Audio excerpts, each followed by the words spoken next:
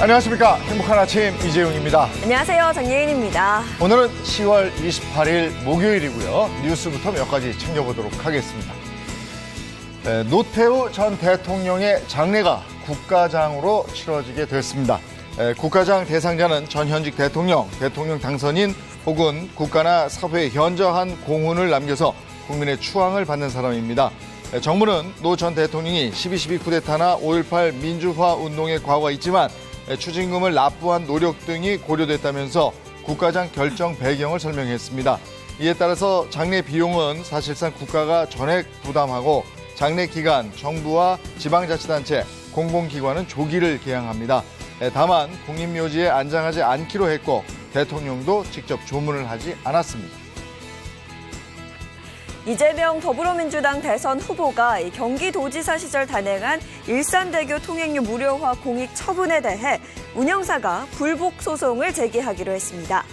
앞서 경기도는 지난 26일 일산대교의 통행 무료화를 위해 운영사의 사업 시행자 지정을 취소하는 내용의 공익 처분 통지서를 전달하고 일산대교의 통행료를 0원으로 조정했습니다. 이에 따라 승용차 기준 통행료 1,200원이었던 일산대교는 어제 낮 12시부터 무료 통행에 들어갔는데요. 일산대교 측이 이번에 불복 소송을 제기한다 해도 일산대교의 무료 통행은 당분간 이어질 전망입니다. 어제부터 주요 시중은행에서 전세 대출 조건이 더욱 까다로워졌습니다. 전세 계약을 갱신할 때 전세값이 오른 만큼만 잔금 지급일 이전에 대출해 주는 겁니다. 전세값이 4억에서 6억으로 올랐다면 지금까지는 보증금의 80%인 4억 8천만 원까지 대출을 받을 수 있었습니다만 이제는 딱 2억 원까지만 빌릴 수 있습니다. 전세대출이 다른 자산 투자에 활용되지 않도록 은행들이 관리에 나선 건데요. 전세대출 한도 축소에 내년 더 강화된 규제까지 예고되면서 서민들의 전셋집 마련 계획은 더욱 혼란스러워졌습니다. 30개월 된 아이가 38.5도의 고열이 나서 병원에 갔는데 음성 확인서나 코로나 백신 패스가 없다며 진료를 거부당했습니다. 결국 차로 30분을 더 달려 아이의 진료 기록이 남아있는 병원을 찾아 감기약 처방을 받았다고 하는데요. 코로나 백신 접종도 안 한 영유아가 고열이 날 때마다 음성 확인서를 준비하는 건 현실적으로 불가능합니다. 하지만 병원 측은 다른 환자들을 코로나로부터 보호하기 위한 불가피한 조치라고 설명했습니다. 이번 주부터 본격적으로 백신 패스 제도가 시행되면 이런 혼란은 더 커질 것으로 보입니다. 네, 이어서 코로나19 현황입니다. 27일 0시 기준 신규 확진자는 1,952명으로 전날보다 600명 이상 늘었습니다. 이로써 누적 확진자 수는 35만 6천여 명입니다. 한편 코로나19 백신 전국 1차 접종자는 전날보다 4만여 명이 늘어나서 총 4,089만 명을 넘어섰고 전국 완전 접종자는 3,670만여 명입니다. 네, 이어서 날씨 소식 전해드리겠습니다. 오늘은 전국이 대체로 맑겠습니다. 쾌청한 가을 하늘 보실 수 있겠는데요. 다만 아침에는 기온이 좀 떨어지면서 쌀쌀하겠고요. 한낮에는 또 기온이 오르면서 살에 닿는 공기가 제법 부드러워지겠습니다. 자세한 기온 살펴보시면 오늘 아침 최저 기온 2도에서 11도, 한낮 최고 기온은 18도에서 23도 선이 예상됩니다. 대부분 지역에서 낮과 밤의 온도차가 10도 이상 크게 벌어지니까요. 환절기 건강관리 주의하시기 바랍니다. 10월 28일 목요일 행복한 아침 지금 시작합니다.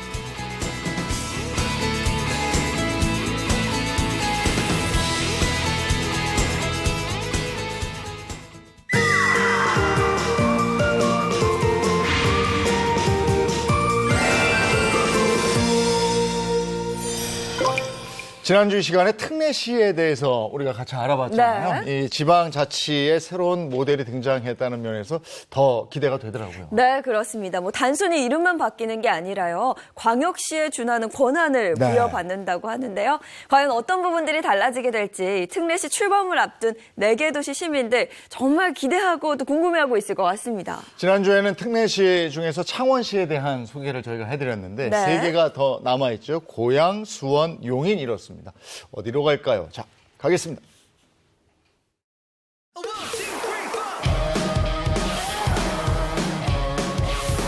백만 도시가 가는 길, 특례시 미래를 열다. 지금 대한민국의 지방자치는 새로운 전환의 시대를 맞이했는데요. 인구 100만 명 이상이 넘는 거대 도시가 특례시로 새롭게 출범합니다. 특례시가 앞으로 내 삶의 질적 변화를 갖고 오는 것을 경험할 수 있도록 우리가 최대한 노력하겠습니다. 특례시의 권한 확대는 다른 지자체의 권한 축소를 의미하는 것이 아니고요. 모든 지방정부가 상생하는 길이 되겠습니다. 미래 지방자치의 새로운 방향성을 제시하는 특례시. 고양과 수원, 용인과 창원 4개 도시가 특례시 명칭을 부여받았는데요.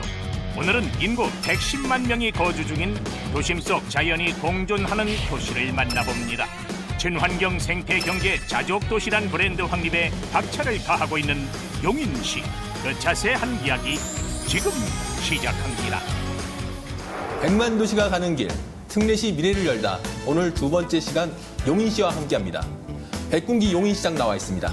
안녕하십니까? 네, 안녕하세요. 벌써 내년 1월이면 이제 용인이 드디어 특례시가 됩니다. 이곳 역시 용인시의 미래가 있는 곳이라고 얘기를 들었습니다. 이곳이 어떤 곳입니까?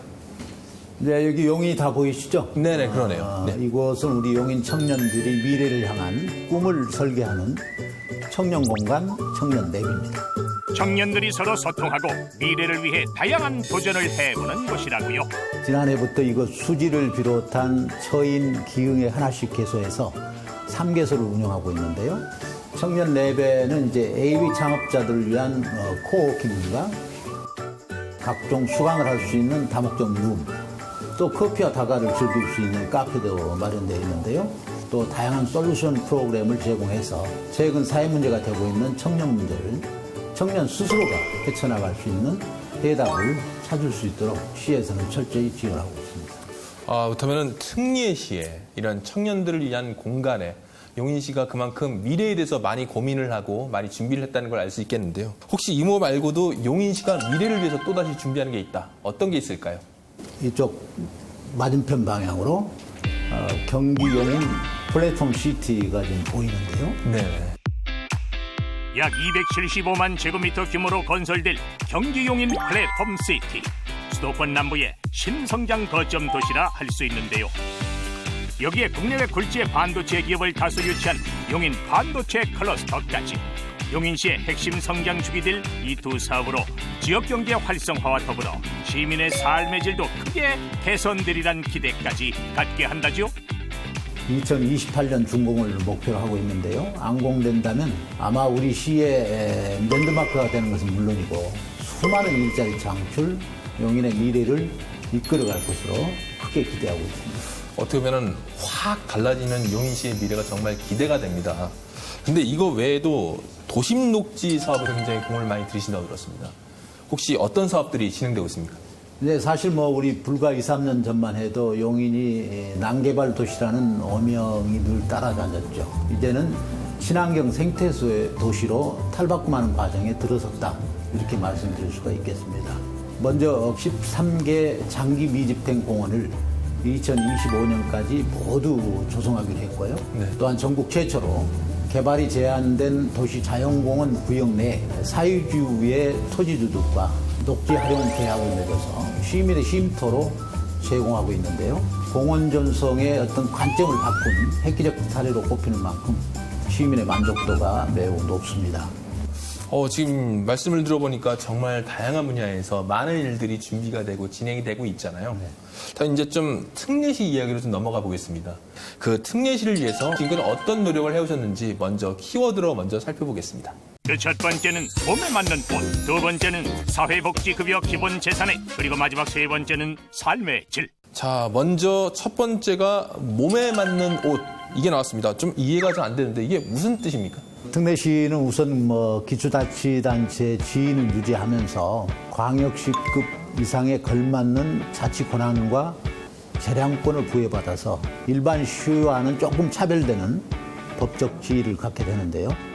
일반 기초단체 위에 있는 상급 행정구역이 아니라 날로 증가하는 행정과 복지 수혜에 효과적으로 대응하기 위한 배려가 필요한 지역이다. 이렇게 말씀드릴 수가 있겠습니다. 쉽게 말씀을 드리면 특별한 혜택을 받는다기보다는 이제서야 몸에 맞는 옷을 입게 돼 상대적인 역차별을 받지 않게 됐다는 것이죠. 특례시의 권한 확대는 다른 지자체의 권한 축소를 의미하는 것이 아니고요. 전체 파이를 키우면서 모든 지방정부가 상생하는 길이 될 것입니다. 네, 지금 내년에 이제 드디어 이제 출범을 합니다만 지금까지 출범하는 과정에서 우여곡절도 참 많았을 것 같습니다. 좀 과정에서 좀 어려운 점이 있었다면 어떤 게 있습니까? 개정된 지방자치법에서는 단순히 특례시라는 명칭만 부여하고 구체적인 특례 범위를 정해주지를 않았어요.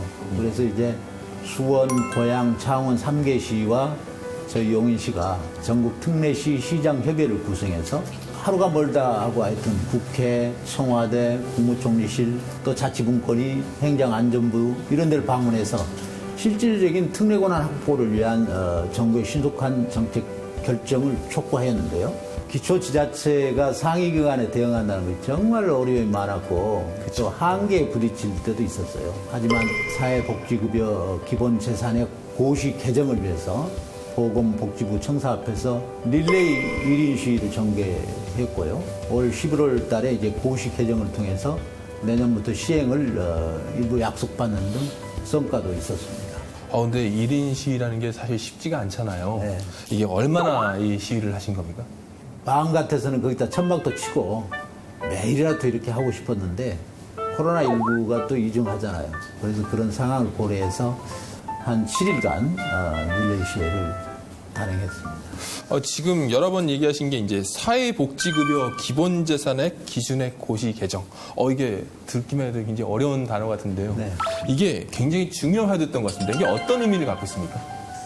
특히 이제 450만 특례시 시민이 역차별받고 있는 사회복지급여 기본재산액 고시는 대도시 기준으로 즉각적인 개정이 필요하다 하는 것을 강조를 많이 했죠.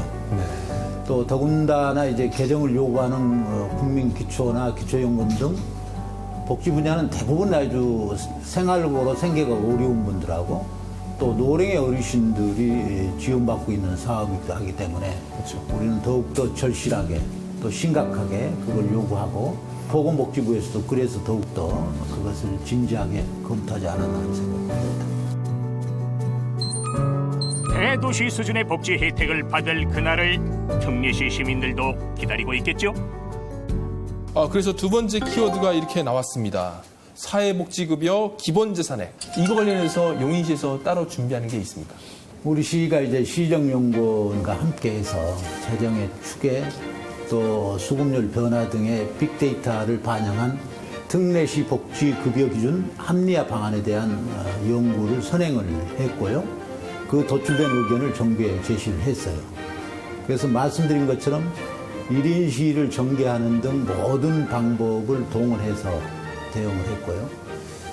고시 개정으로 역차별이 해소된다면 우리 시의 경우에는 아마 복지 사각지대에 놓였던 약 5,600여 명의 복지 대상자가 새롭게 선정되거나 급여가 증가될 것으로 보입니다. 네, 마지막 키워드 한번 보겠습니다. 이 삶의 질. 특례시가 되면 이제 용인 시민들의 삶의 질이 확 높아진다 이 이야기 같습니다. 일단 구체적으로 어떤 게 달라질까요? 확 높아진다 하는 것은 조금 이제 우리 여기서 단정해서 말씀을 드릴 수는 없는데요. 일단 하여튼 특례시라는 아주 차별화된 도시 브랜드를 갖게 되고 그렇게 되면 자연스럽게 사랑과 자본이 모여들게 될 것이고요. 또한 중앙정부와 직접 소통도 많아지게 되는 만큼 우리 시 기흥호수 공원화 사업 같은 대통령 공약사항이나 어울림 파크 조성 사업 같은 대규모 사업의 추진도 좀 더 유리하게 진행할 수 있게 될 것입니다. 이와 같이 특례시는 도시의 경제 자족화와 일자리 창출을 이룰 것이고 도시화의 촉진으로 시 전역의 균형 발전이 빨라지고 복지와 행정 서비스가 향상되는 등 특례시민 질 전반에 걸쳐서 긍정적인 효과가 불러올 것으로 기대됩니다. 시민의 더 나은 삶을 추구하는 특례시. 이제야 몸에 맞는 옷을 입게 됐는데요. 다양한 행정을 펼칠 그날 역시 얼마 남지 않았습니다. 네, 지금까지 백군기 용인시장과 함께 이야기 나눠봤는데요.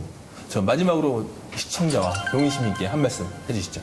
존경하는 110만 용인 시민 여러분, 그리고 채널A 애청자 여러분, 우리 용인시는 시승격 25년 만에 모두가 바라던 특례시 실현이라는 기쁜 결실을 얻었습니다. 시민이 더욱 특별해지는 용인 특례시가 되도록 끝까지 최선을 다하겠습니다.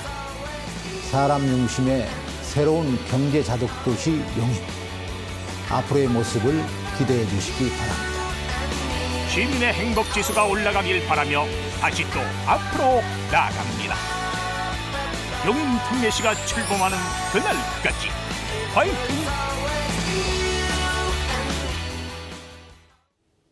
네, 용인 특례시의 미래가 기대됩니다. 이번에는 우리 대한민국 산업 발전을 이끈 주인공을 만나보는 시간입니다. 기능 한국인 매주 소개해드리고 있는데 이번이 5번째 주인공이죠? 네, 그렇습니다. 오늘 만나볼 기능 한국인은요, 기술 하나로 인생 역전에 성공한 분이라고 합니다. 수많은 어려움을 어떻게 극복했는지 주인공을 만나보시겠습니다. 세계가 인정하는 최고의 기술력과 멈추지 않는 열정으로 자신의 길을 개척한 명장, 기능 한국인. 한계를 극복하고 꿈을 이룬 그들의 이야기를 만나봅니다. 고등학교 입학금조차 없었던 한 소년이 있었습니다. 학교에 시험을 봤어요. 그러니까 합격을 했어. 근데 돈이 없으니까. 만약 당신이라면 어떻게 하시겠습니까? 그 소년은 중학교 교장실을 찾아갔습니다. 교장 선생님, 돈 좀 빌려주세요.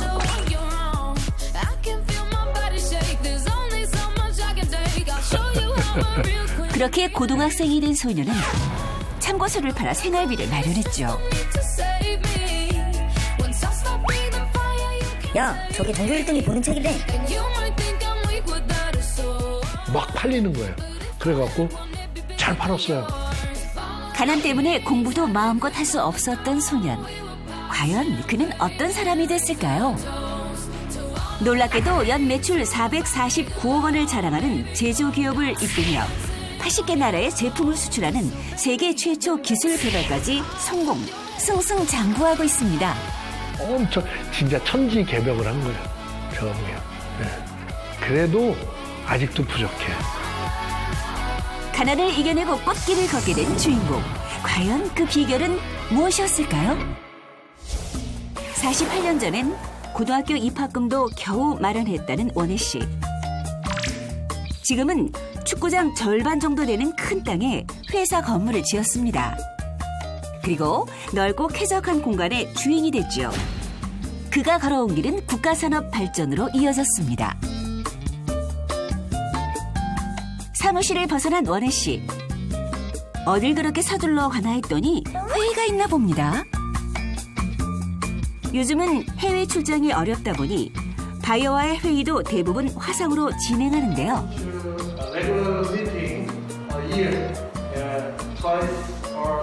어머나, 통역이 따로 필요 없을 정도네요.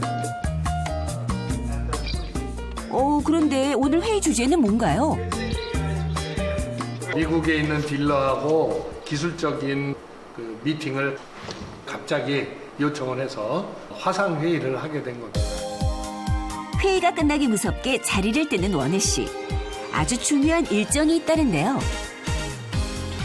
데몰리션 붐 다 됐나? 네, 부담없이 준비가 돼 있어요. 가봅시다, 그러면. 잠깐. 무려 1년이나 개발에 매달린 새 장비를 테스트하는 날이랍니다. 과연 어떤 기계일까 궁금한데요. 크기부터 범상치가 않습니다. 사람으로 치면 팔 길이만 30m라는 건데 이걸 어디에 쓰냐고요? 높은 건물을 철거할 때 쓴답니다. 붐을 적당하게 뻗어서 물도 한번 쏘고 그렇게 해보죠. 드디어 실제 현장에서처럼 작동을 시작해보는데요. 과연 계획대로 최고의 성능을 보여줄 수 있을까? 긴장감이 감돕니다.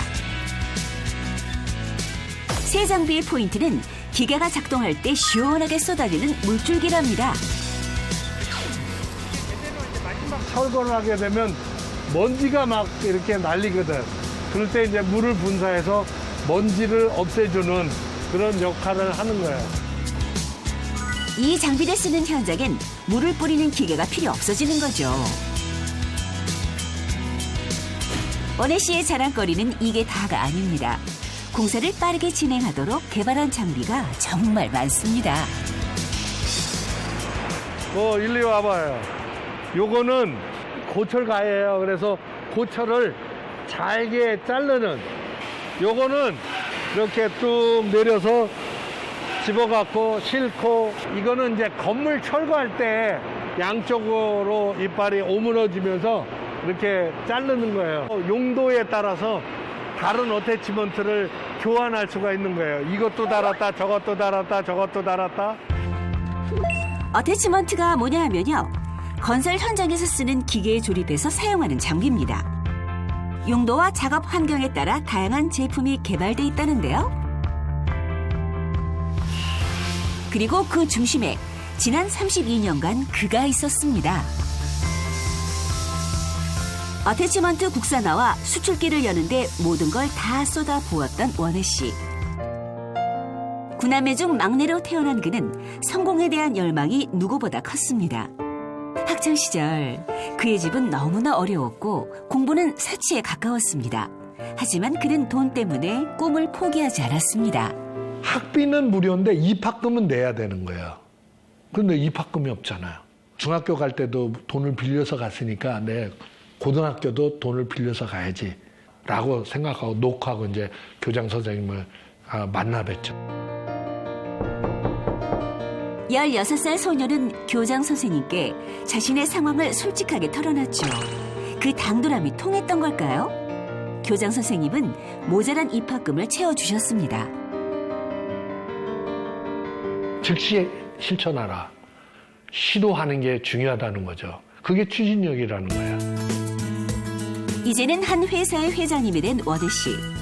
그는 지금까지도 망설이지 말고 실천하면 된다는 그날의 교훈을 잊지 않고 있습니다. 네, 회장님, 이번 카탈로그는 총 6가지 정도 좀 구별했고요. 네. 요즘은 다가오는 세계 건축 박람회 준비에 모든 걸 쏟아붓고 있는데요. 이게 이제 마그넷이라고만 하는데 일렉트릭 마그넷이라고 해야 되지 않나? 마그넷 하면은 이게 조금 좀 오해를 불러일으킬 소지가 있어요. 단어 하나도 허투루 지나치지 않는 원혜 씨. 직원들에게 제일 강조하는 게 2가지 있는데요. 하나는 꼼꼼한 업무 처리. 그리고 나머지 하나는 뭘까요? 목표를 정하시면 좀 무마한 부분이 있거든요. 이게 일단은 시행을 하시는 타입이시기 때문에 불도저처럼 약간 추진력 있게 일을 좀 진행하시는 걸 좋아하시는 편이에요. 사업 초기에도 추진력이 남달랐던 원혜 씨. 당시 회사 규모가 작아서 국제 박람회 참가 자격을 얻지 못했습니다. 하지만 그는 관람객으로 독일까지 날아갔습니다. 그리고 박람회를 구경하면서 다른 기업 부스에 자기가 만들어온 회사 팸플릿을 슬쩍 끼워두고 왔습니다. 좀 무모하게 느껴지는 이 행동은 과연 그에게 어떤 영향을 미쳤을까요? 한 3년 뒤에 호주에서 연락이 왔어요. 호주 출장을 갔어요. 그랬더니 이 사람이 웃으면서 저쪽 방에서 뭘 갖고 오더라고. 근데 그때 내가 그 스티커를 붙여놓은 한글판에다가 스티커를 붙여놓은 카탈로그를 가져오면서 보여주는 거예요. 그때 그냥 뒤통수가 그냥 머리통이고 어깨가 찌라라 하더라고. 그렇게 호주로 첫 수출을 하면서 세상에 알려지게 된 원혜 씨의 기술력. 이젠 전 세계 80개 나라에서 그가 만든 장비를 사용하고 있습니다.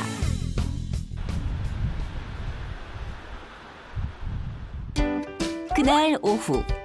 이번엔 외출에 나서는 원혜 씨. 어딜 가시는 건가요? 협력업체 중에서 아주 중요한 공정을 맡고 있는 회사가 있어서 특별히 새로운 모델에 적용하는 거라 제가 확인을 하고 싶어서 가고 있습니다.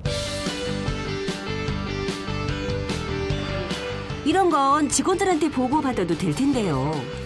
원혜 씨는 아무리 바빠도 직접 점검하길 고집하고 있습니다. 거품이 있는데 이런 거는 문제가 없나요? 누르면 이 기포가 다 터져나갑니다. 아, 밖으로? 예. 아, 강화 안 하고 그냥 프레스로 눌러서? 네네. 기포가 네. 거의 없다고 아, 저희가 자신할 수 있습니다. 아, 그래요?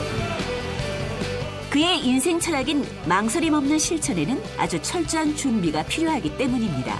어떤 이의 눈에는 무모해 보이는 도전이 성공으로 이어지는 비결이죠. 행동하기 전에 많은 걸 조사하고 생각하고 그래서 나온 결론이라면 즉시 실천하라. 공부가 사치로 느껴질 만큼 어려운 시절을 보낸 원혜 씨. 남들보다 더 힘들었지만 누구보다 높은 곳에 오른 비결. 그건 언제나 최선을 찾아낸 그의 추진력이 아닐까요?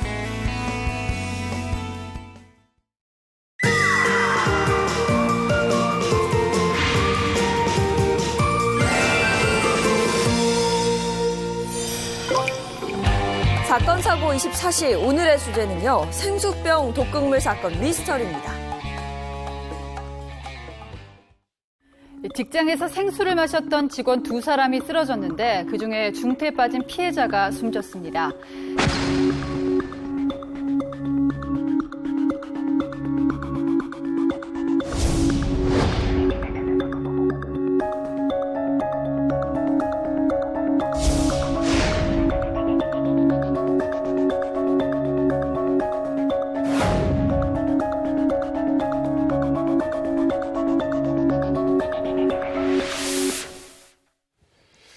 사무실에서 생수를 마시고 쓰러진 40대 남성이 끝내 숨졌습니다. 그런데 생수에 독극물을 넣은 용의자로 지목된 직원도 지금 숨진 상황이라 이 사건이 많은 의문점을 남기고 있는데요. 여기에 대한 얘기를 좀 나눠보도록 하죠. 승재현 한국형사법무정책연구원 연구위원 그리고 이고은 변호사 나오셨습니다. 어서 오세요. 안녕하십니까? 네, 어서 오세요. 자, 먼저 이 사건의 처음으로 좀 돌아가 보도록 하겠습니다. 구체적으로 어떤 일이 좀 있었던 거예요? 네, 지난 18일이죠. 서울 서초구 양재동에 있는 한 사무실에서 그 남녀 직원이 생수통에 든 물을 먹고 의식을 잃고 30분 간격으로 쓰러졌다라고 합니다. 이들은 모두요, 물맛이 이상하다라는 말을 남기고 의식을 잃은 것으로 확인이 되는데요. 이 30대인 여직원은 의식을 되찾았지만 이 40대 남성은 중태 상태에 빠졌다가 지난 23일 오후 사망을 했다라고 합니다. 그냥 생수였던 거예요? 이게 대체 어떤 물을 마셨던 거예요? 네, 당시에 이 둘은요, 테이블 위에 놓여있던 생수를 마신 것으로 확인이 됐는데 회사에서 공용으로 쓰는 큰 생수통이 아니라요. 지금 보시는 이런 기본적인 생수통 있잖아요. 330ml짜리 요거보다 조금 작은 휴대용 그런 생수통을 회사에서 대량으로 직원들을 위해서 비치하고 있었는데 이들은 평상시와 다름없이 뚜껑이 열린 그런 생수를 먹었다라고 하고요. 문제는 남성은 그 중태에 빠진 여성보다 더 많은 양의 생수를 마신 것으로 확인이 됐습니다. 아니 그러면 이거 누가 이런 일을 벌인 거예요? 사실 그 부분이 굉장히 경악스러운 일인데 이제 사실 그 동료가 한 4명 정도 있었는가 봐요. 네. 그래서 원래 이제 3명이 있고 지금 2명이 지금 이제 정신을 잃고 병원에 이제 입원하고 있는 상황에서 다음 날 같이 있었던 막내 동료라고 이야기하고 우리가 강모 씨라고 이야기하는데 막내 동료가 회사에 출근을 안 하는 거예요. 무단결석 걸떡하니까 혹시나 회사에서는 혹시 이 사람도 아픈 거 아니냐. 큰일 났다. 좀 찾아가 봐라. 이렇게 이제 신고를 했고 원래는 관사에 살았는데 관악구로 이사를 해서 관악구에 있는 집에 딱 문을 열고 들어가니까 아픈 게 아니라 극단적인 선택을 한 상황에서 발견이 됐는데 여기서 이제 좀 이렇게 소름 끼치는 일은 그 방에 탁 들어가니까 여러 가지 독극물들이 절비하게 있었다라는 이야기가 나오고 있습니다. 근데 거기서 이제 유서가 발견되지 않았다 이렇게 알고 있는데 그러면 용의자 숨진 강 씨라고 그러셨죠? 네네네. 그 강 씨가 입건이 됐잖아요. 네. 뭐로 입건을? 사실 이제 지금 이제 원래는 조금 이렇게 시간을 좀 거슬러 올라가야 되는데 2주 전에도 탄산음료를 먹고 똑같은 일이 발생했었어요. 그러니까 한 직원이 쓰러졌고 그 직원이 쓰러지고 난 다음에 회사에서는 이게 무슨 일이냐. 왜 탄산음료를 먹고 회사 직원이 쓰러졌지? 라고 해서 회사에서 자체적으로 이 탄산음료에 무엇이 들었을까 성분 검사를 하니까 지금 문제가 되고 있는 똑같은 성분의 독성 물질이 발견이 됐는 거예요.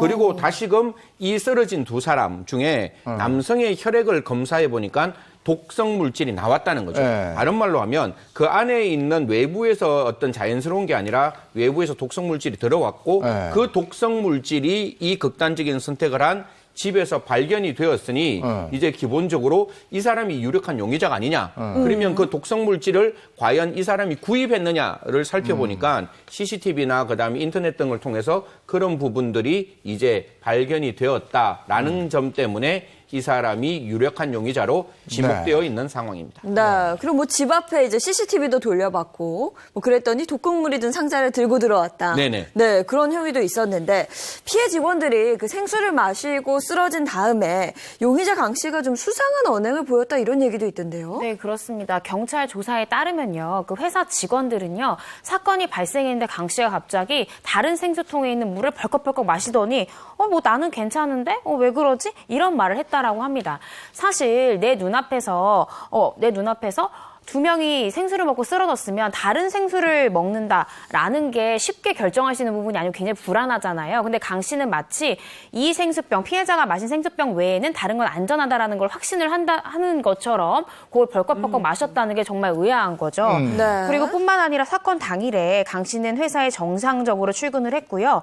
이날 오후 2, 3시경에 사건이 일어나고도 몇 시간 동안 회사에 머문 다음에 퇴근한 것으로 확인이 됐습니다. 네. 근데 이 독성 물질이 뭐였는지 그것도 좀 궁금한데요. 뭐 이 부분을 제가 이제 말씀을 드리기는 좀 그래요. 어떤 그 특정 이제 그 살충제 성분이 들어가 있는 제초제 성분이 들어가 있는 이 물질인데 이게 흔히들 말해서 이렇게 늘상 사용되는 물건은 사용되는 살충제는 아닌 거예요. 그래서 이 살충제가 이제 먹으면 좀 구토가 되거나 그다음에 좀 어지럼증, 그다음에 뇌 손상을 일으킬 수 있는 부분인데 이건 참 조심스러운 말씀인데 이게 그냥 사람을 죽일 만큼 그렇게 치명적인 독성은 있는 건 아니에요. 그러니까 일정 부분 충분히 사람이 많이 먹었을 때 문제가 되는 것이지 그냥 이렇게 입에 딱 대고 난 다음에 이거 이상하네라고 뱉었을 때 그때는 사망하지 않는 살충력이 있는 건데 이 살충력이 있는 이 물건을 가지고 이제 그 앞에 있는 전자 아까 제가 말씀드렸잖아요. 그 탄산음료에 들어가는 그 직원뿐만 아니라 지금 남성 직원도 사실 이제 부검을 하는 상태인데 적어도 혈액에서는 똑같은 독성 물질이 나왔으니 이제 이 물건을 사용했다라고 저희들이 추정할 수밖에 없는 그런 상황이다. 그렇게 말씀드리겠습니다. 그리고 아까 제가 말씀드렸다시피 이 물건 역시 독성 물질이기 때문에 그냥 일반적으로 살 수는 없는데 이 지금 용의자라고 지칭하는 사람이 굉장히 좀 이렇게 적극적으로 이 물건을 구입하기 위해서 원래 A라는 지금 이 회사와 같이 연관관계가 있는 회사에서 이 물건을 살 수 있었는가 봐요. 그래서 이 용의자가 다른 회사의 그 사업적 등록을 이렇게 가지고 와서 이 물건을 사서 자기 집에 배달을 시켰으니까 이 정도면 굉장히 계획적으로 이 물건을 샀기 때문에 조금 더 용의자의 모습이 보이지 않느냐. 그래서 경찰은 이 사람을 용의자로 계속해서 지목하고 있는 겁니다. 어쨌든 이런 독성 물질을 일반인이 살 수 있다는 것도 놀라웠고 또 하나는 그 생수병에서 그 독성 물질이 안 나왔어요? 네, 그 부분이 참 이상한데요. 일반적으로 그 생수병에 든 물을 마시고 독극물이 검출됐다라면 당연히 생수병 안에 또 독극물이 검출이 돼야 되는데 국가서견에 따르면요, 그 병에서는 독극물이 전혀 검출되지 않았다라고 합니다. 네. 그런데 오히려 그 쓰러진 피해 직원들의 혈액 내에서는 A라는 독성 물질이 발견이 됐는데요. 이는 그 숨진 강 씨의 집에서 자택에서 발견된 것과 동일한 성분의 독성 물질이 발견됐다라고 합니다. 네. 근데 이 피해자들이 공통적으로 물맛이 이상하다라는 말을 하고 쓰러졌다고 들었거든요. 근데 왜 생수병에는 없었을까요? 이게 이제 저희들이 사건을 이제 퍼즐을 맞춰야 되는 거잖아요. 사건이 가장 어려운 게 사실 지금 용의자라고 지목되는 사람이 극단적인 선택을 했기 때문에 이 사람으로부터 진술을 받을 수 없으니까 여러 가지 퍼즐의 정황 증거를 모아서 하나의 그림을 확 만들어야 되는데 제가 이 사건 첫 번째 낯선 날 제가 이제 그 방송에서 이야기를 했던 게 8시간의 공백이 있어요. 무슨 말인가 하면 이 사람들이 생수병에서 물맛이 이상하네? 이러고 순차적으로 1시간 단위로 쓰러졌으면 쓰러지자마자 경찰에 신고를 했으면 좋잖아요. 사실 그 전에 다른 직원이 2주 전에 이제 특정 독성 물질로 쓰러졌으니 이번에도 똑같은 방법으로 쓰러졌으면 112를 신고했어야 되는데 119에 신고를 했는 거예요. 그래서 이 환자들이 병원에 갔어요. 그 병원에 갔는 게 10시 그러니까 병원에 가고 10시 40분쯤 병원에서 경찰서로 신고하는 거예요. 아, 좀 이상하다. 이거 독성물질이 나왔다. 왜냐하면 그냥 몸에서 자연적으로 발생한 식중독이 아니라 외부에서 들어간 어떤 침입된 물건이 있기 때문에 그렇게 신고가 됐으니까 쓰러진 시간은 약간 언론마다 좀 다른데 1시 40분, 2시 40분 요 정도 시간에 순차적으로 쓰러지고 10시 40분 정도에 신고가 됐으니 한 8시간의 공백, 7시간의 공백이 있는 거잖아요. 그렇기 때문에 이 사이에 현장 보존이 안 됐는 거예요. 방금 변호사님하고 변호사님 검사 시절 때 이렇게 그 현장에 가서 이렇게 뭐 가는 걸 말씀을 같이 나누었는데 당연히 현장이 좀 잘 보존됐으면 이런 부분이 확인될 수 있는데 현장 보존이 안 되었기 때문에 생수병이 바뀌었을 수도 있고 또 이 생수병 이외에 그 전에 사람이 늘상 무엇인가를 먹잖아요. 점심시간이니까. 그래서 그 사이에 커피를 먹었다는 말도 있어요. 그래서 어디서 어떻게 무엇이 들어갔는지 그 방법을 밝히는 것. 그것도 경찰이 갖고 있는 숙제 중에 하나다라는 말씀드리겠습니다. 어쨌든 그 용의자로 지목이 된, 그래서 입건이 된 숨진 강 씨. 이 사람은 어떤 사람이에요? 네, 강 씨에 대해서 살펴볼 필요가 있는데요. 강 씨는요, 그 쓰러진 피해자들과 같은 팀, 같은 부서에서 일하는 30대의 막내 직원 대리였다라고 해요. 그리고 같이 일하던 회사 동료들의 진술에 따르면 강 씨는 사람들과 어울리는 것을 그다지 좋아하지 않은 내성적인 성격의 소유자였던 것으로 확인이 되고요. 또 여기서 주목해야 될 부분이 무슨 일인지 강 씨가요, 회사에 내가 살고 있는 주소지다라고 알려준 주소와 실제 거주지가 좀 달라서 경찰이 실제적으로 강 씨를 찾아갈 때도 기지국 신호와 그리고 주변 탐문을 통해서 어렵게 강 씨의 주소지를 파악했다라고 합니다. 네, 근데 이게 뭐 원한 관계가 있었나요? 왜 이런 범행을 저질렀을까요? 그 범행 동기를 두고도 수많은 추측들이 나오고 있는데요. 경찰은 이번 생수병 사건이 이 용의자가 뭔가 인사에 불만을 품고 본건 범행에 이르렀다라고 보고 있습니다. 실질적으로 경찰 조사 과정에서 다른 회사 관계자 진술에 따르면요, 이 강 씨가 평소에도 상관의 지적이나 혹은 뭐 인사 발령 가능성이나 이런 부분이 언급되면 상당히 불만을 토로했다라고 해요. 그리고 한 예로도 강 씨가 경남에 있는 사무실로 발령이 나니까 1년 동안 회사 기숙사에서 살다가 갑자기 서울로 거주지를 옮기고요. 그리고 내 여자친구가 서울에 살고 있다라는 식으로 거짓된 그런 소문까지 퍼뜨렸다라고 합니다. 그렇게 해서라도 그 발령 처분을 바꾸려고 그렇게 한 거죠. 그러면 이 강 씨가 그 두 사람을 특정해서 범행을 했을까요? 아니면은 불특정 다수의 직원들을 대상으로 했을까요? 사실 이 부분 때문에 제가 이 사건을 끝까지 지금도 이제 잘 팔로우를 하고 있는 과정인데 사실 이게 좀 아직은 전혀 드러나지 않았지만 외로운 늑대라고 들어보셨죠? 외로운 늑대. 예, 이게 뭔가 하면 사회적인 굉장히 불만이 있어요. 불만이 있는데 이 사회적인 불만을 내가 어떻게 이 분노를 표출할지가 모르는 하지만 굉장히 이렇게 은둔자적이고 사회적인 적대감이 있는 사람이 이런 불특정 다수에 대한 테러를 했을 땐 진짜 심각한 문제거든요. 이게 FBI에서도 외로운 늑대는 발견을 못해요.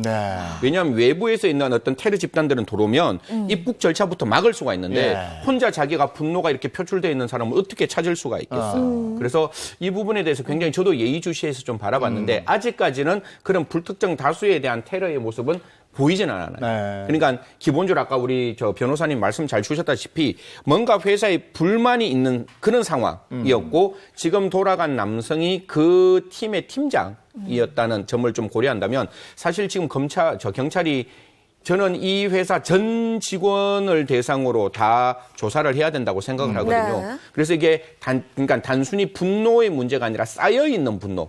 지금까지 계속 끊임없이 질책받고 끊임없이 그러니까 좀 이렇게 그 회사로부터 따돌림을 당하고 또 어떤 업무에 있어서의 충분한 어떤 고가를 못 받았다면 이런 쌓여있는 분노가 회사 사람들에게 표출될 수 있는 부분이라서 이거는 제가 드린 건 지금 다 가정입니다. 그렇기 때문에 이런 부분들을 경찰은 제대로 밝혀야 되는 거죠. 그래서 이게 불특정 다수에 대한 테러라면 진짜 심각하게 다시금 수사를 들어가야 되는 부분이고 그게 아니라면 좀 이렇게 회사 직원들을 대상으로 왜 이렇게 되느냐. 단순히 인사 불만으로 보기는 전 조금 부족한 거예요. 왜냐하면 원래 본사가 지방이에요. 그리고 이 극단적인 선택을 했는 피해자가 원래 그 지방에 제일 처음에 그 지원을 해서 거기서 제일 처음에 다녔다가 서울이 분원이고 물론 서울이 가장 뭐 좀 많은 어떤 인프라가 갖추어져 있다고 하지만 본사로 가는 것 자체가 그렇게 극단적인 인사불만, 인사불이익은 아니기 때문에 그 부분도 조금 더 경찰도 열어놓고 확인한다니까요. 이런 부분도 하나하나 잘 짚어서 제대로 된 퍼즐을 맞추어야 한다라는 말씀드리겠습니다. 네, 그런데 한 가지 또 짚어볼 점이요. 이 사건 이후에 또 바로 극단적인 선택을 네. 했습니다. 이 심리 상태는 뭘까요? 사실 저는 되게 좀 무서웠어요. 정말 이게 정말 인사불만으로 치면 우리 저 예은 앵커는 네. 혹시 여기 있다가 만약에 광화문으로 간다고 하면 야, 이 인사불만이다. 그래서 옆에 있는 우리를 다 이게 생수병 이거 여기에 뭐 이상한 물건을 놓고 그러지 않죠. 안 하잖아요. 네. 이게 인사불만이 있더라도 그냥 막 이렇게 좀 받아들이고 다시 서울로 올라오면 되는 건데 만약에 그런 정도의 불만 때문에 이 정도의 직원들에 대해서 만약에 이런 방법을 썼다면 고인이고 이제 사자 명예훼손이 있어서 조금 조심스러운데 굉장히 사회적으로 적응되지 못하는 소위 말해서 이건 확인이 안 되는 부분이지만 충분히 사회적으로 적응되지 못하는 사람을 소시오패스라고 이야기하는데 그런 정도의 특성이 보이지 않느냐. 보통 사람은 이 정도 갖고 이런 행동 안 하거든요. 안 하죠. 그렇기 때문에 이 부분이 이제 지금 용의자가 사망을 했기 때문에 이 부분은 확인을 못 하겠는데 만약에 동기가 경찰이 밝히겠죠. 동기가 인사불만이다라고 하면 아우 진짜 좀 이렇게 사회적으로 끓고 있는 이 분노 그다음에 직장 내의 갈등은 분명히 다시 한번 해결해야 되는 부분이 아닌가 그렇게 생각합니다. 근데 용의자 강 씨가 이미 숨진 채 발견됐는데 입건이라는 말이 나온단 말이에요. 네, 맞습니다. 그게 망자에게도 이런 혐의를 적용합니까? 이건 굉장히 예외적인 케이스인데요. 이렇게 보통 피해자가 사망을 하면은 어차피 공소권 없음이라는 불기소 처분이 내려져요. 그래서 대부분 변사체 검시가 올라오면은 내사 종결하는 게 통상적이에요. 입건까지 하지를 않습니다. 그런데 이 사건에서 경찰은요, 뭐 휴대폰 포렌식도 필요하고 또 계좌도 추적해서 이 범행이 전체적으로 어떤 동기에서 어떤 방법으로 일어나는지를 철저히 규명하기 위해서 강제 수사를 위한 입건을 한 것으로 보여요. 그 애초에 서초경찰서는 이 강 씨를요, 특수상해 혐의로 입건을 했다가 중간에 40대 남성이 이제 사망을 하면서 죄명 자체를 살인죄로 변경을 했고요. 이 사건에 대해서 경찰이 입건까지 했다라는 거는 사실은 강 씨가 혐의자일 가능성이 굉장히 높다라고 경찰은 본 것으로 풀이가 되고요. 또한 이 사건으로 인해서 사망하고 중태에 빠진 사람들이 있기 때문에 이 피해 사실에 대해서 정확히 진상을 규명할 필요가 있다라는 수사 의지를 보인 것으로 사료가 됩니다. 근데 이런 독극물 관련해서 사건은 옛날에도 있었거든요. 독극물 사건들의 공통점이 있다면 뭐 두 가지죠. 하나는 특정 사람들에 대한 쌓여있는 분노의 표출. 이 있는 것이고 두 번째는 정말 우리가 묻지마 무차별 테러 형태의 어떤 독극물 투입이 존재를 하는 건데 뭐 원한이 쌓여 있는 부분들은 충분히 그 사람들 주변을 살펴보면 찾아볼 수는 있어요. 그래서 용의자가 특정될 수가 있는데 이제 무차별 테러 같은 경우는 굉장히 위험한 거죠. 혹시 기억나시는지 모르겠지만 지금은 CCTV가 다 있는데 이렇게 그 슈퍼 같은 데 갔을 때 특정 어떤 음료수에 주사기를 통해서 독극물을 기억나시죠? 그렇게 이제 되어버리면 와, 그거는 진짜 사실상 좀 어려운 부분이 될 수가 있기 때문에 이런 어떤 독극물 테러가 나왔을 때는 굉장히 경찰이 좀 진지하게 그다음에 엄중하게 이 사건을 좀 보고 그 용의자를 찾아가야 된다라는 말씀드리겠습니다. 우리나라의 대표적인 독극물 사건은 어떤 게 있었죠? 네, 2015년이죠. 그 경주 농약 사이다 사건이라고 기억하실 겁니다. 그 경북 상주시의 한 마을회관에서 이 사이다를 마신 할머니가 농약 중독으로 인해서 사망하거나 중태에 빠진 사건이 발생을 했고요. 그리고 이 사건을 인해서 실질적으로 2명의 할머니가 사망하고 4명이 중태에 빠지는데요. 이 사건은 한 마을에서 이뤄진 보기 드문 살인 사건으로 마을 주민뿐만 아니라 대한민국을 적지 않은 충격으로 빠뜨린 그런 사건입니다. 네, 그럼 이 사건을 좀 더 구체적으로 시골의 작은 마을 회관이었단 말이죠. 어떤 일이 있었던 거예요? 이게 닭죽을 먹었어요. 닭죽 먹으면서 사이다를 먹었거든요. 사이다가 큰 병이니까 사이다를 이제 덜 먹은 부분을 냉장고 속에 이어놨던 거예요. 그 냉장고 속에 독극물을 탔는 거예요.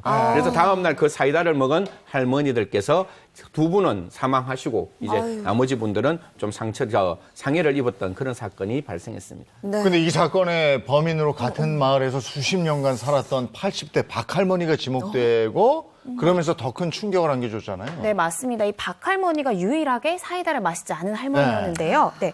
국민참여재판으로 1심이 진행이 됐는데 당시에 배심원 7명은 전원 박 할머니가 용의자다, 유죄다라는 판결을 내렸고요. 1심 재판부는 그에게 무기징역을 선고했고 항소심은 물론 대법원에서까지 이 판결이 확정이 됐습니다. 네, 범행 동기가 밝혀졌나요? 그 부분이 저는 굉장히 충격적인데요. 이 다름 아닌 화투가 원인이었어요. 이 작은 시골 마을에서 화투? 이 마을 회관에서는요, 피해 할머니랑 이 가해 할머니가 화투를 치면서 대부분의 시간을 보내셨다라고 합니다.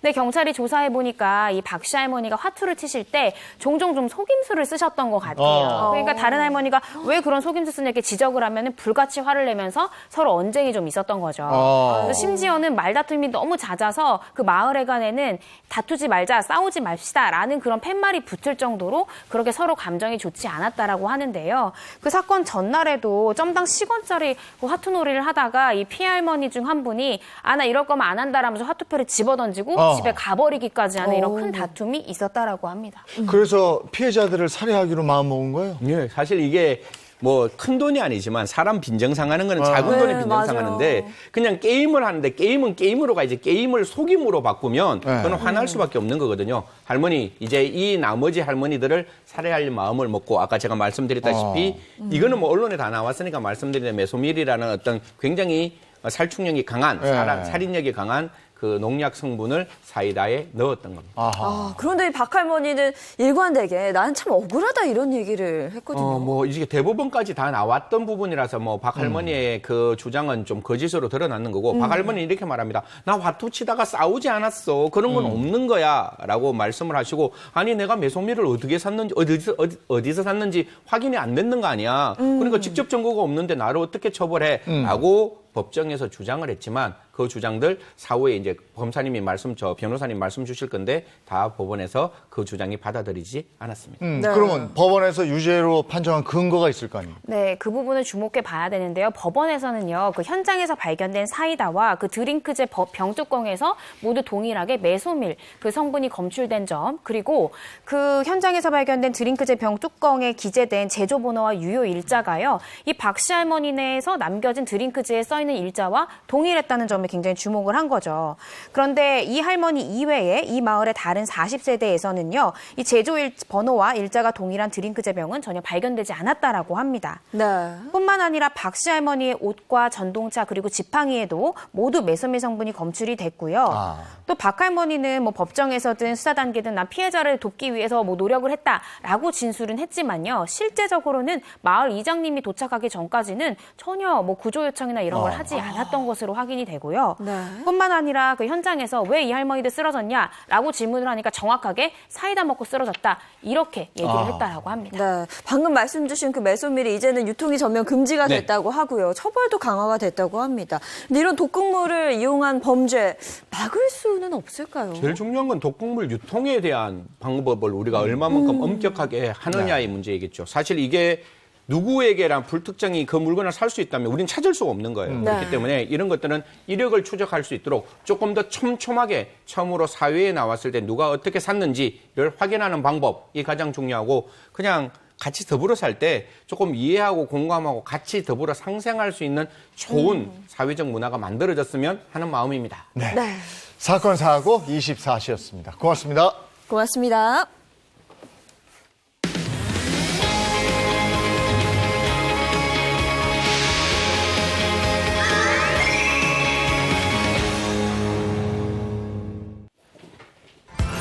돈이 보이는 경제 첫 번째 주제는요. 글로벌 시장에서 승부 보는 기업들입니다.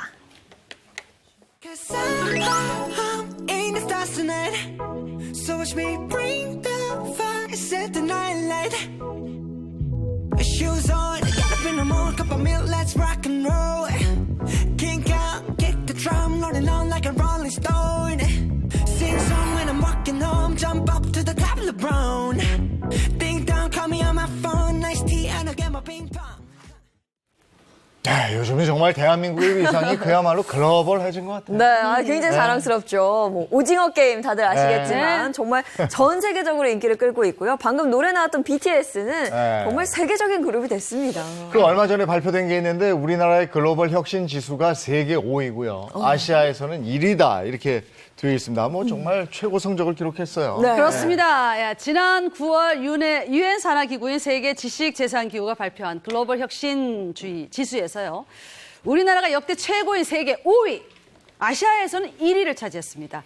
132개국을 대상으로 진행된 이번 평가에서는요. 스위스, 스웨덴, 미국, 영국이 작년에 이어서 올해도 1위부터 4위를 차지했는데 우리나라는 지난해보다 5단계 상승했습니다. 상위 20개국 중에 혁신 역량이 가장 많이 개선된 국가로 평가됐습니다. 대한민국! 최고예요! 아우, 자랑스럽죠. 코로나19 이런 힘든 상황 속에서도 기업들이 정말 꾸준히 글로벌 사업을 확장을 했고요. 글로벌 기업으로 도약하기 위한 노력들을 하고 있습니다.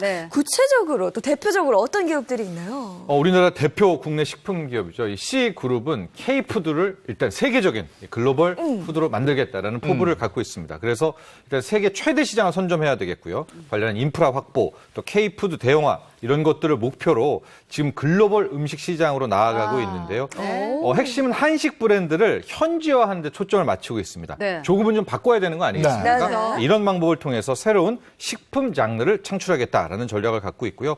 올 하반기에는 미국 식품 사업 매출을 한층 더 올리려고 아시안 냉동식품 사업 분야에 적극 진출할 계획이라고 합니다. 자, 그리고 S그룹 계열사의 종합에너지 전문 업체에서는요, 지난 2일 미국 샌프란시스코에서 글로벌 포럼을 열고 대대적인 인재 영입에 나섰다고 합니다. 자, 이번 포럼에 배터리, 차세대 배터리, 환경, 친환경 소재 등 회사가 집중적으로 육성 중인 분야에서 전문성을 갖춘 우수 인재들을 대거 초청했습니다. S에너지 업체의 배터리 사업은 이미 수주 잔액이 10,000기가와트-아워를 확보해서 해당 분야의 글로벌 선두권에 올라와 있다고 합니다. 회사 관계자는 핵심 인재 확보는 성장을 뒷받침할 수 있는 중요한 일 중에 하나, 그래서 미국을 시작으로 향후 유럽, 일본 등으로 행사를 확대할 것입니다. 이렇게 밝혔습니다.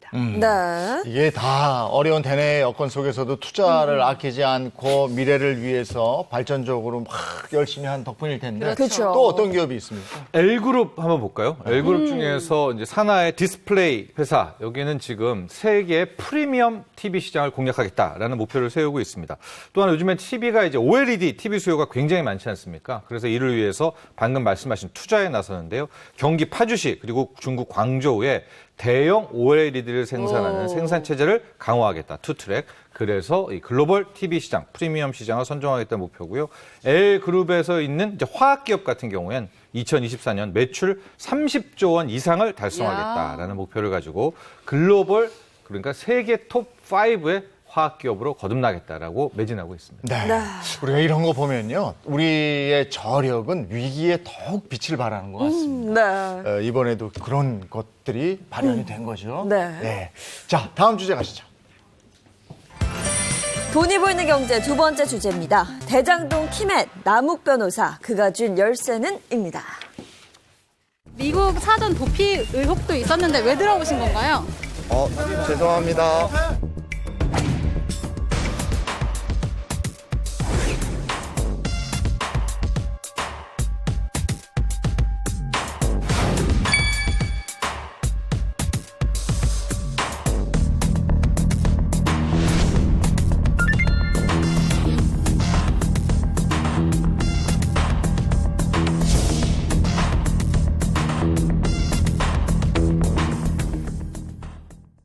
세계로 뻗어나가는 글로벌 대한민국 얘기하다가 이런 속이 또 답답해오죠. 참 답답합니다. 대장동이요, 대장동. 근데 이제 남욱 변호사가 체포돼서 조사를 받으면서 검찰의 수사가 뭐 어떻게 새로운 국면을 맞고는 있는 거죠. 그렇죠. 그래서 먼저 이 남욱 변호사가 누군지 그거부터 한번 짚어봐야 될 것 같아요. 남욱 변호사는 일단 남자입니다. 남욱 변호사 말씀드리기 전에 이 대장동 4인방부터 짚고 넘어가야 되지 않겠습니까? 자, 첫 번째 인물입니다. 화천대유 대주주 김만배 씨입니다. 김만배 씨는 언론사 법조기자 출신이죠. 자, 기자신분을 유지한 채 화천대유를 설립해서 대장동 사업에 뛰어들었습니다. 두 번째, 유동규 전 성남도시개발 본부장입니다. 대장동 개발 사업 주요 절차가 진행되는 동안 핵심 보직에 있었죠. 세 번째, 이분이십니다. 천화동이 4호 실소유주죠. 남욱 변호사는 1.74% 지분으로 8,700만 원 정도를 투자해서 1,000억 원이 넘는 배당금을 가져갔습니다. 그리고 마지막 네 번째는 천화동인 5호 실소유주인 정영학 회계사입니다. 정영학 회계사는요, 남욱 변호사와 함께 대장동 사업을 추진하고 대장동 수익 모델의 설계자로 알려져 있습니다. 기자 출신이시잖아요. 네. 그 김만배 씨가 기자 신분을 유지하고 화천대유를 설립했어요. 가능합니까? 안 되죠. 안 되죠. 네, 안 되는 거죠. 네. 안 되죠. 네. 남욱 변호사는 구체적으로 어떤 사람? 일단 여기 나온 남욱 변호사, 앞서 말한 정영학 회계사, 변호사, 회계사라는 어쨌든 직업은 있지만 대장동 관련해서는 시행사 선수들이었다. 이렇게 보면 될 것 같습니다. 특히 남욱 변호사 같은 경우에는 이 대장동 프로젝트의 거의 A부터 Z까지 토지 매입부터 아파트 분양까지를 다 했던 그런 인물이라고 보면 되는데요. 실은 대장동 사업은 이번에 바로 나온 것이 아닙니다. 2008년, 9년 때부터도 저기가 뜬다라고 노렸던 사람이 많았고 당시부터 이 남욱 변호사는 그 대장동 개발을 하려고 2009년부터 여러 차례 시도를 했었습니다. 이후에 사업이 또 무너졌고요. 다음엔 LH가 공영 개발을 한다고 하자 또 이게 무너졌잖아요. 바로 그 틈부터 남욱 변호사는 더 강력하게 이 대장동 여기 뛰어들었었고 2014년에 이제 이재명 당시 성남시장이 대장동을 민관 합동으로 하자. 이때 다시 한번 또 남욱 변호사가 들어가서 막판에는 본인의 어쨌거나 소기의 목적을 달성을 해서 이번엔 주도권을 잡고 아파트 분양까지 만들어 놓은 그런 핵심 인물이라고 볼 수 있겠습니다. 네, 그리고 또 본인의 그 대학 후배인 정모 변호사를 성남이 도시개발공사에 소개하기도 했었죠. 그렇습니다. 이제 이런 점들도 아마 수사 조사를 통해서 밝혀지게 될 텐데 결과적으로 이번 사업은 성남의 뜰 컨소시엄이라는 곳이 어쨌든 핵심 시행사가 됐고요. 이 회사가 주도를 하게 되는데 여기에 그 후배 변호사 정모 변호사는 왜 나오느냐? 컨소시엄 성남의 뜰이 임명을 받아야 되잖아요. 그래서 이 우회적으로 성남도시개발공사의 전략사업실 투자사업팀장에 자기 후배를 넣습니다. 이 자리가 뭐냐? 이제 컨소시엄들 나오면은 이 회사가 돼야 돼라는 그 임명을 하게끔 유도를 한 누가 봐도 좀 속이 뻔히 들여다 보이는데요. 실질적으로 이 화천대유가 포함된 이 성남의 뜰 컨소시엄이 그냥 뭐 특별히 입찰 경쟁도 없이 우선 협상 대상자로 진행이 되는 이제 그런 과정이 있었고 배당금 많이 궁금하실 텐데 남욱 변호사는 천화동인 4호의 주인이었었고요. 당시 투자금은 8,700만 원. 이후에 현재 기배당받은 액수가 1,007억. 그러니까 약 1,100배의 수익을 올린 거죠. 9천만 원 투자해서 1,000억이니까. 근데 지난 시간에도 말씀드렸지만 수익은 아직 끝난 게 아닙니다. 아파트 분양 수익이 거의 또 한 800억 이상 들어오게 될 거니까 거의 한 9천만 원 투자해서 2천억 정도를 가져갈 수가 있게 되는 뭐 그런 인물이다 이렇게 이해하시면 됩니다. 그 부인도 뭐 배당 받았다는 거 아니에요? 다 그 하나씩 지분을 갖게 되면 또 배당을 받게 됩니다. 가족도 같이. 그렇습니다. 와, 근데 남욱 변호사는 이번 의혹이 확산되기 전에 구체적으로 불거지고 막 이러기 전에 9월 중순인가 미국 갔죠. 네. 그래서 해외 도피라는 그런 눈길을 끌기도 했는데 남 변호사는 현지에서 한 언론과의 인터뷰를 통해서 이렇게 얘기했습니다. 2019년 이후에 가족과 해외 연수차 미국에 머무르고 있다면서 도피서는 절대 아니다. 제 일이니까 가족에게 피해가 가지 않았으면 좋겠다. 또 가족 신변이 정리되는 대로 바로 귀국해서 수사에 임하겠다. 이렇게 말했습니다. 또 자신에게 적용된 혐의를 모두 부인하면서 김만배 씨와 유동규 전 본부장이 사업을 주도했다고 이렇게 주장하기도 했습니다. 네, 뭐 외교부가 여권 무효화 등 압박을 가하면서 앞서 뭐 영상에도 나왔습니다만 귀국을 결정을 했는데 그가 또 미국에서 긴급 여권을 받는 모습이 또 한번 화제가 됐었습니다. 그렇죠. 미국에서 긴급 여권 받는 모습이 화제가 됐는데 누리꾼들의 반응이 왜 이렇게 뜨거웠느냐? 그러니까 회색 반소매에다가 검색 추리닝 바지에 맨발에 슬리퍼였어요. 근데 그게 다 명품이었단 말이에요. 회색 반팔티는 미국 명품 브랜드 제품으로요. 가격은 70만 원대. 슬리퍼 가방은 이탈리아 명품 브랜드 제품으로 각각 30만 원, 100만 원대라는 주장이 제기됐습니다. 네. 그 이제 지난 18일 새벽에 그 인천공항을 통해서 귀국했어요. 네. 근데 그때 좀 초췌해 보이더라고. 머리 이렇게 길고. 그렇죠. 지금 여기 화면에 나온 저 모습이었는데. 즉시 명품이었어요. 즉시 검찰에 체포가 됐죠. 그렇습니다. 18일 오전 5시 한 40분쯤에 이제 입국을 했었고요. 당시에 이제 공항에 시민들 나가서 뭐 소리치고 한바탕 이 소란이 있었는데 그때 당시는 좀 머리를 조아리면서 약간 조아리진 않았군요. 죄송하다라는 이제 답변을 했고 숙이고 왔어요. 숙이고. 예, 대기하고 있는 건 서울중앙지검이었었습니다. 그래서 체포영장을 바로 발병을 해서 이제 신병을 확보해서 당시에는 바로 서울중앙지검으로 갔죠. 네. 그럼 검찰이 보는 남욱 변호사의 혐의는 어떻게 되는 거예요? 일단 현재 특가법상의 배임 그리고 뇌물 공여 약속 두 가지라고 볼 수가 있을 것 같습니다. 이 배임은 뭐가 배임이냐? 잘 보시면은 뭐 지난 시간도 얘기했지만 성남도시개발공사가 어쨌든 1,800억밖에 못 가져갔잖아요. 네네. 하고 나머지들은 민간 쪽이 무한대 수익률을 갖출 수 있도록 하는 그 계약 부분들, 이제 그게 이제 누가 만들었냐가 핵심인데, 검찰은 이렇게 본 겁니다. 유동규 전 성남도시개발공사 기획본부장에게 이 남욱 씨가 앞으로 나온 수익의 25%를 주겠다. 뭐 한 700억을 줄 테니까, 앞서 말한 그런 계약들. 성남은 여기에서 이익 먹고 그냥 확정 이익 받고 나머지 민간 사업자에 다 돌아가게끔 사업을 설계해 달라라고 했다라고 이제 의혹을 제기해서 이제 수사를 들어간 이 부분이 배임이고요. 뇌물 공여 약속은 뭐냐? 그러기 위해서는 유동규 전 본부장을 더 많이 좀 속된 말로 해줘야 되는 거 아니겠습니까? 그래서 유 전 본부장이 실소유한 회사 유원홀딩스에 2차례 35억을 투자금 명목으로 보냈다. 요게 약간 이제 뇌물 공여 쪽으로 보고 있고요. 또 김만배 씨한테 뭐 수표 4억을 받았다. 이런 것들에서 이 남욱 변호사의 혐의는 크게 배임과 그다음에 뇌물 공여 약속 이제 이렇게 보여지고 있습니다.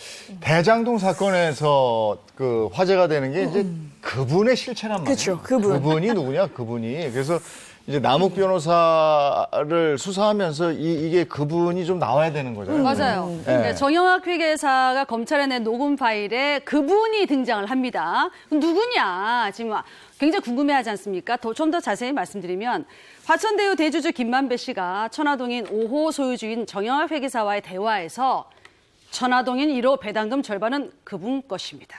너희도 알지 않느냐? 뭐 이렇게 발언한 것을 알려줬습니다. 그러니까 그분이 누구를 뜻하는 것인지 녹취록에 나와 있지는 않아요. 근데 정치권에서는 녹취록에서 김 씨가 언급했다는 그분이 천화동인 1호의 실소유주이며 이 사건의 윗선, 그러니까 당시 성남시장이었던 이재명 더불어민주당 대선 후보를 의미하는 거 아니냐 이런 의혹을 제기했습니다. 네, 그러면 이 직접 발언을 한 김만배 씨는 그분이라고 했단 말이죠. 그분이라고 얘기한 거에 대해서 어떤 입장인가요? 일단 구조를 보면 화천대유라는 게 있고요. 그 전체 성남했더래. 그 밑에 천화동인 1호부터 7호가 있는데요. 김만배 같은 경우에는 1호의 소유주입니다. 그리고 배당금이 1,200억이거든요. 그거에 대해서 일단 김만배 씨는 자기가 다 내 거다. 1,200은 다 내 거고. 그러자 이제 검찰과 기자들이 아니 그러면 왜 녹취록에서 그 절반은 그분의 것이라고 했느냐라고 했더니 이에 대해서는 그런 말을 한 사실이 전혀 없다라고 반박을 했고 뭐 검찰과 경찰이 알아서 추적할 것이 아니냐 이렇게 밝혔습니다. 이거는 녹취록이 있었다는 거잖아요. 근데 그런 말을 한 적이 없다고 그래요. 그러면 누가 했을까? 이게 여기에 대해서 남욱 변호사의 입장은 뭡니까? 그렇죠. 이제 녹취록은 있는 것 같아요. 있는 것 같고 아마 김만배 씨는 있음에도 불구하고 한 말을 기억이 안 난다는 뭐 가능하니까 그렇게 얘기할 텐데 여기에 대해서 이 남욱 변호사는 최초에 김만배 씨가 말한 천하 1호동의 배당금 절반은 그분이라고 한 것이 그때 당시에는 유동규 씨다. 유동규 전 본부장이다라는 이제 그런 여론과 보도들이 많이 나왔거든요. 그러니까 물어봤겠죠. 그분이 유동규입니까? 라고 했을 때 아니다. 왜냐? 김만배 씨가 훨씬 유동규보다 나이가 많거든요. 그러니까 말 표현을 유동규 전 본부장에게 그분이라고 할 가능성은 좀 낮다. 오히려 형 동생이라고 했으면 몰라다. 그래서 최초의 남욱 변호사는 유동규가 그분 설은 좀 아니다라고 하죠. 근데 얘기가 또 달라졌지 않아요? 검찰 조사에서는 그분이 유동규 전 본부장이다. 이런 좀 취지로 이런 느낌을 풍겼다고요? 네, 검찰이 지난 21일이죠. 대장동 의혹과 관련해서 핵심 인물 4인방을 불러서 대질신문을 했습니다. 자, 이들에게 정 회계사가 검찰에 제출한 녹취록 일부를 들려준 것으로 알려졌는데 이에 김만배 씨는요. 여전히 천화동의 1호의 절반은 그분 것이다. 이렇게 발언을 한 사실이 없다는 입장을 고수한 반면에 남 변호사는 검찰 조사에서요. 그분이 유 전 본부장이라는 취지로 진술한 것으로 알려졌습니다. 바뀌었다는 거잖아요. 그렇죠. 기국장 인터뷰에서는 김만배 씨가 평소에 유동규 전 본부장을 그분이라고 지칭한 기억이 없다 이렇게 했는데 네. 와서 이제 검찰 달라졌죠. 조사에서는 바꿨죠. 그분이 유본부장이다 이렇게 얘기한 거잖아요. 네, 그렇습니다. 지금 전반적으로 보면 어쨌든 정점에 있는 인물을 유동규 전 본부장으로 좀 가게 되는 분위기입니다. 네. 특히 남욱 변호사가 최초에는 그분이 유동규 씨가 아니라고 했다가 지금은 유동규다, 일 것 같다라고 이제 말을 바꿨다는 부분. 근데 이분들이 좀 파악해볼 초점이다라는 것들이 이제 세간의 이제 이야기입니다. 이것은 좀 명백하게 남욱 변호사가 그분의 정체를 숨기고 있는 것이 아니냐. 그렇지. 지금의 남욱 변호사 입장은 어쨌든 그분을 이제 유동규 씨 쪽으로 일단 뉘앙스를 풍기고 있습니다. 네, 남 변호사가 그런 뉘앙스를 풍기면서 이 사실상 윗선 수사를 차단하는 데 일조하는 게 아니냐 이런 의심의 논초리까지 받고 있는데요. 자, 그러면서 남욱 변호사가 자진 귀국한 게 이것도 좀 미스터리다 이런 시선도 있는 것 같아요. 그렇습니다. 수사 시작될 때 거의 긴급 도피를 했거든요. 그러니까 긴급하게 막 뭐 팔고 뭐 이렇게 도망간 사람이 또 긴급하게 들어왔다라는 것 자체에서도 또 하나의 미스터리. 그러니까 귀국 의혹입니다. 그러니까 그렇다면 이것이 일종의 기획 입국 아니냐. 이번에 전반적인 이걸 범죄라고 본다면 범죄팀의 수장이 입국해라라고 해서 정리해놨다. 그런 게 아니냐. 정리해놨다. 네, 정리해놨다. 네, 그런 쪽이 아니냐라는 시선도 있다 이겁니다. 네. 그래서 여러 가지 그러니까 그러고 보면은 이제 추측이 난무하는 거 아니겠어요? 그렇죠. 자, 미국에서 한 언론사 인터뷰하면서 온 가족이 이렇게 미국으로 도피했다는 이야기는 사실이 아니다. 이건 제 일이고 가족들은 상관없으니까 가족들은 보호해줬으면 하는 바람이 있다. 이렇게 말한 바 있는데 그래서 미국에 남은 가족을 보호하기 위해서 귀국을 선택했다. 뭐 이런 추측이 제기되고 있습니다. 자, 외교부가요.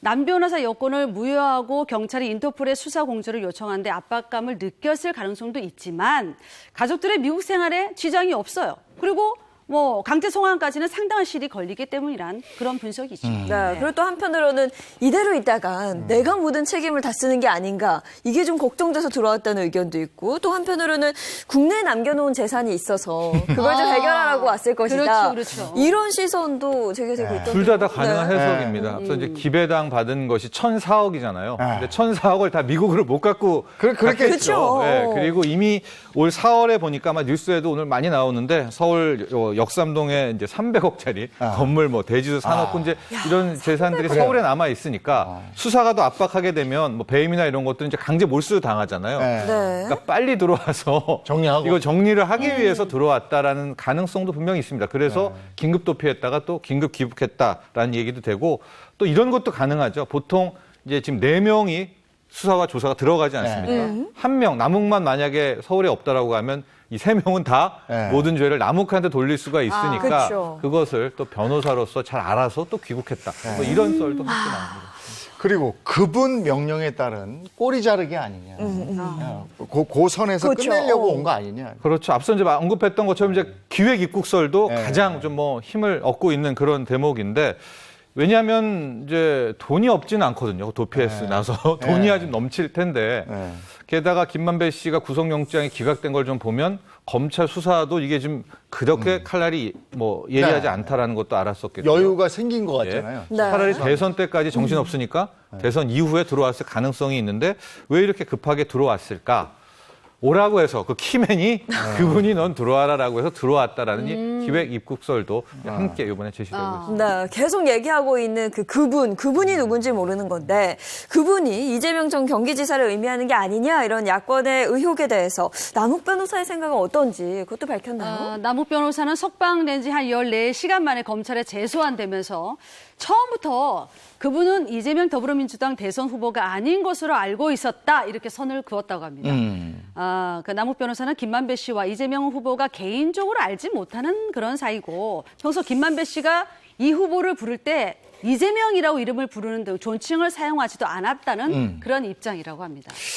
어쨌든 그 전영학 녹취록 속에 등장하는 그분의 실체 이걸 밝혀내야 될 텐데 그게 속도를 못 내고 있어요. 네, 그렇습니다. 그리고 또 이 가운데 법조계 안팎에서는 앞서 뭐 영상 계속 보셨습니다마는 체포영장을 받아서 인천국제공항에서 압송한 남욱 변호사에게 이날 새벽에 구속영장도 청구하지 않고 석방한 배경 이게 뭐냐 이런 얘기도 있거든요. 그러니까 이 부분이 좀 국민들이 화가 나는 그런 부분인데요. 검찰의 이번에 칼날이 굉장히 무딥니다. 아닙니다. 이제 앞서 김만배 씨 같은 경우에는 영장 청구했다 기각도 당했고요.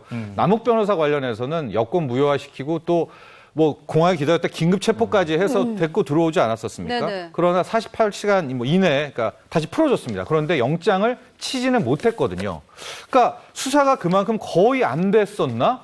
왜냐하면 여권 무효화까지 시키고 기다렸다가 긴급 체포까지 그쵸. 했다면 이 정도의 검찰이라면 이미 수사는 촘촘히 돼 있었고 당연히 영장을 치고 영장까지 성공했어야 되는데 아예 이번에는 김만배 씨와 다르게 영장을 치지도 못했습니다. 네. 그런 차원에서 지금 과연 검찰이 대장동 사건에 대해서 진실을 밝힐 의지가 있느냐 여기에 대한 또 국민들의 의구심도 함께 나오고 있는 것이 사실입니다. 요거는 한 발 좀 더 들어가 봤으면 좋겠는데 저희 시간도 그렇고 여기까지 아유, 하고요. 아쉽네요. 왜냐하면 뒤에 또 돌직구 쇼가 또 다 알아서 하니까. 아, 그렇죠. 자, 고맙습니다. 네. 고맙습니다.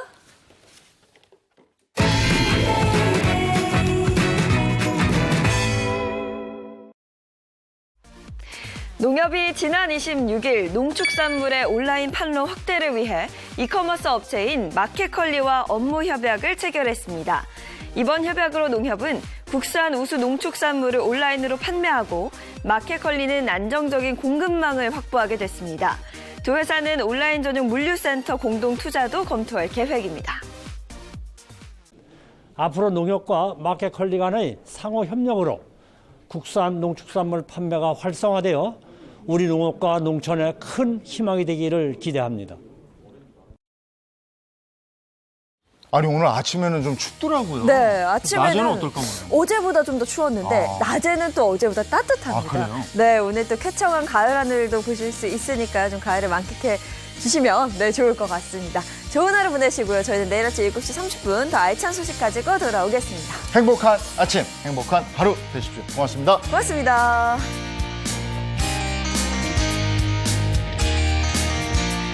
스마일 이즈 굿! 채널 A 10.